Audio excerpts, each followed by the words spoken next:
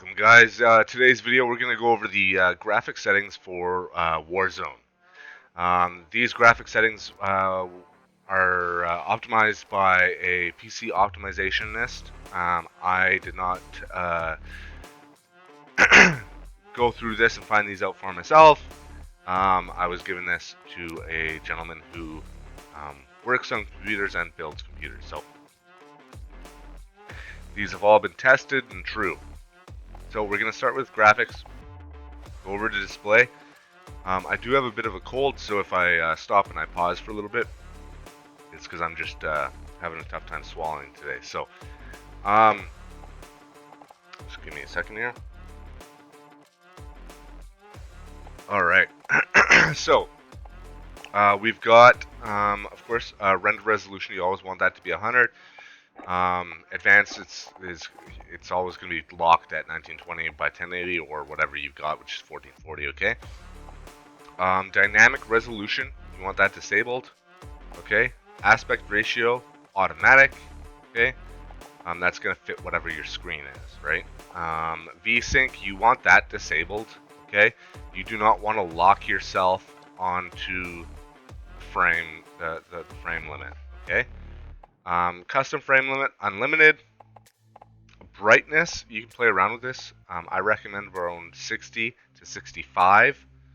Okay, it starts to get wonky at about 70 to 75, obviously, so I'd keep that at 65. Display gamma, I wouldn't play with that too much. It's monitor or TV. I'm playing on a monitor, so I played 2.2. NVIDIA highlights, I have that disabled. You can have that enabled. It's going to increase your packet burst if you have it enabled, because it's downloading content as you're playing a game, right? You don't want to be doing that. NVIDIA reflex low latency, I have this on enabled. I recommend enabled and boost if you are more CPU bound. It's going to draw power from your GPU to help out your CPU. Okay. I just play with it enabled. My CPU has no problems running this game. I'm always at about 20% CPU usage.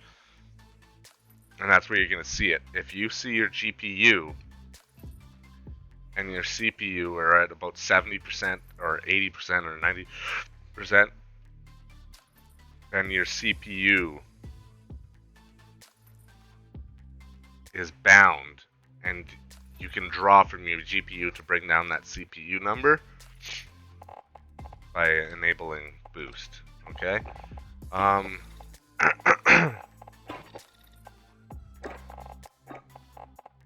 Okay, cool. Okay, quality, field of view. Now, of course, this is personal preference. I play with 110. Some players play with 120. I've seen even 105. I recommend at least 110. Okay. ADS field of view, always have it affected. Okay, if you have it independent, what that means is that when you're ADS, your gun is now, or your field of view is now 80, which means your gun is going to appear to have more recoil than if you was at 110 because you're further back. Okay, so you always want to have that affected. All right. That means when you're ADS'd, you're still at that 110. It's affected 110 frames. Okay, or field of view rather. Camera movement. Default is 100. I changed that to 50%. So what that means is, like, camera shake when cluster strikes or airstrikes are near you. Your camera will always shake, and you're gonna lose your target. This will allow you to have 50% less camera movement, and you'll be able to still see your target. Okay.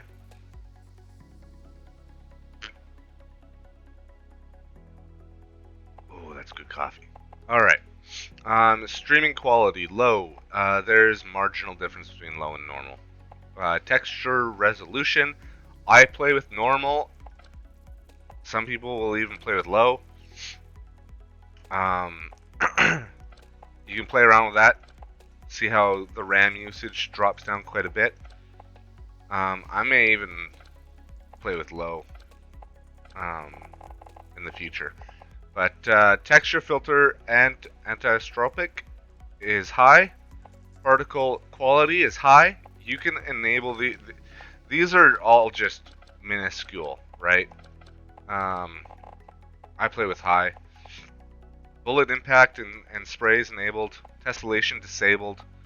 Dismemberment and gore effects, you can disable it or enable it, doesn't matter. On-demand texture streaming, disabled. Okay, you don't want any of that. What that means is it's going to download a cache of textures based on the quality that you set. So if you set standard quality, it's going to download all of the textures at that quality, okay? Or if it's high quality, it's going to download a certain amount of cache.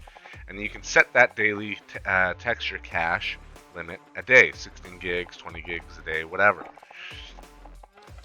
I disable this. If you enable it, you're going to see a lot of packet burst at the beginning, okay? Filmic strength, 0. Film grain, 0.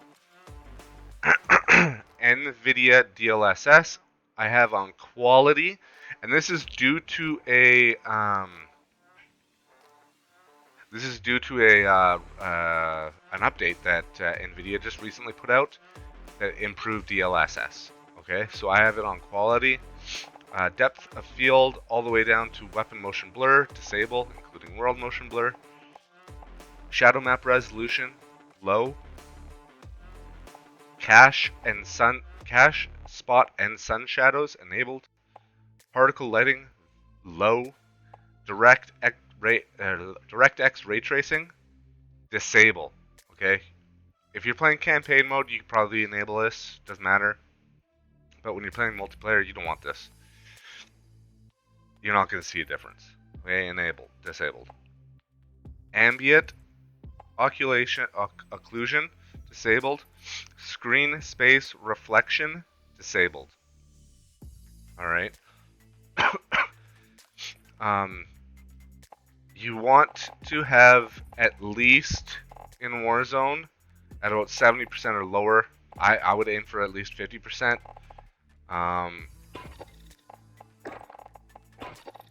Discard. Okay. Another little trick I'm going to show you. Okay.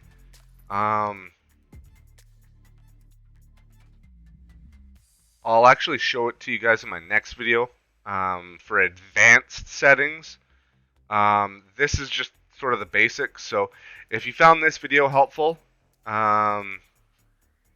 smash that like button, subscribe, make sure notifications are turned on for my next video. Thank you.